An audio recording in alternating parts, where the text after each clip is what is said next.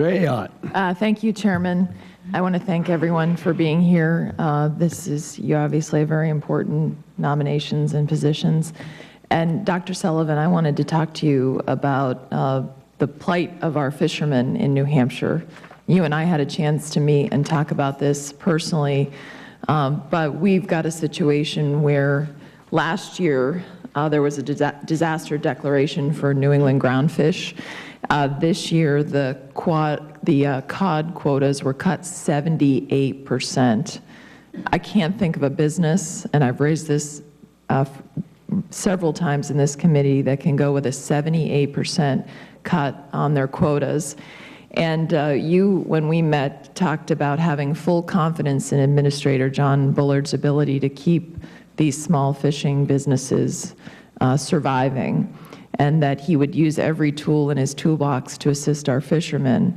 However, when he testified before this committee in July, I told him how troubled I was that NOAA had refused to allow interim measures for the 2013 fishing year for Gulf of Maine cod and Gulf of Maine haddock. In my view, interim measures were a legitimate tool in the toolbox that was not used. And we have a situation right now, just looking at the numbers, the number of acting fishing boats in New Hampshire has been decimated from 26 in 2010 to 14 this year, and this past summer only 4 were fishing. And they are leaving the fishery at an alarming rate. As you and I talked about when we met, this is a noble group of individuals who, many of them, have fished for generations. And so I want to ask you, when we think about in the fact that NOAA did not grant the interim measures, what action does NOAA plan to take to sustain our fishing industry in New Hampshire beyond 2013? Thank you, Senator. This is a very important issue, and I very keenly appreciate both the iconic stature of these communities and of this industry in the New England region and in your state in particular, and the fact that when we make these fisheries decisions, we are making real decisions that affect real people and real livelihoods. I am keenly aware of and sensitive to that. I promise you I will remain so. We will use every tool that we have at our disposal, legally and otherwise, and as I said to you in our private meeting, I'm confident that John is turning over every stone, working creatively and collaboratively with fishermen, shoreside processors as well in the region, to do all that we can to help them through this very difficult time. Weathering the cuts that were required by Magnuson is definitely a big challenge that we recognize fully. Well, as you know, as we talked about when we met, our Attorney General position that I once held and our governor have now sued over these regulations, and I fully support them because I support the lawsuit, because I've seen the devastation to our fishermen.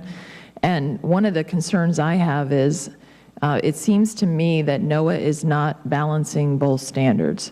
Because if you look at the national standards, you have National Standard 1 that focuses on conservation of our fish stocks, but you also have National Standard 8, which focuses on making sure that we are taking into account the importance of the fishery, of fishing communities, and providing for the sustained participation of such communities.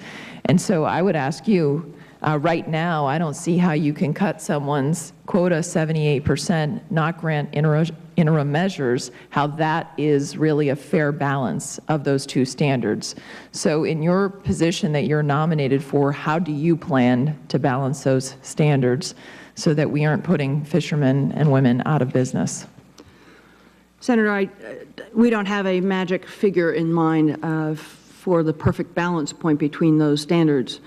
If confirmed, I will certainly follow what guidance the Court may issue in that matter that your state and Massachusetts have tendered, and maintain an open and transparent, and I hope collaborative and productive relationship with you and the members of this committee, and increasingly a trusting and open relationship with fishermen in your region to be sure that together we are finding the right balance points on those mandatory standards. Will you come to New Hampshire and meet with our fishermen and women? Because I would hope that you would come meet these people who have worked incredibly hard, who are being put out of business, so that you can put a face to the individuals and families that are being affected right now by the catch shares rule in the way that it's being implemented. I have met with a small number of New Hampshire fishermen when I was up in the state a few months ago to visit the University of New Hampshire and our hydrographic center. And Administrator Bullard has spoken with me about possibly joining him to meet folks in some of the communities as well. I would look forward to that opportunity. Good. We would love to have you there. And then finally, one of the issues that you and I talked about is having good research about what the stocks actually are. And how will you plan to improve the science behind measuring fish stocks so that we can make sure that we're getting accurate measurements when we think about these quotas and what they do to the livelihood of our fishermen and women?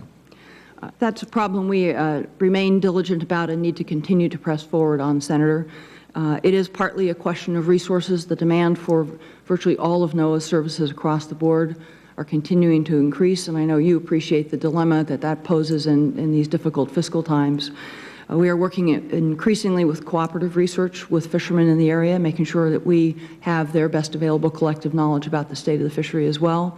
And of course, we don't rely just on NOAA research, but on any and all of the best published peer-reviewed scientific literature to guide our decisions.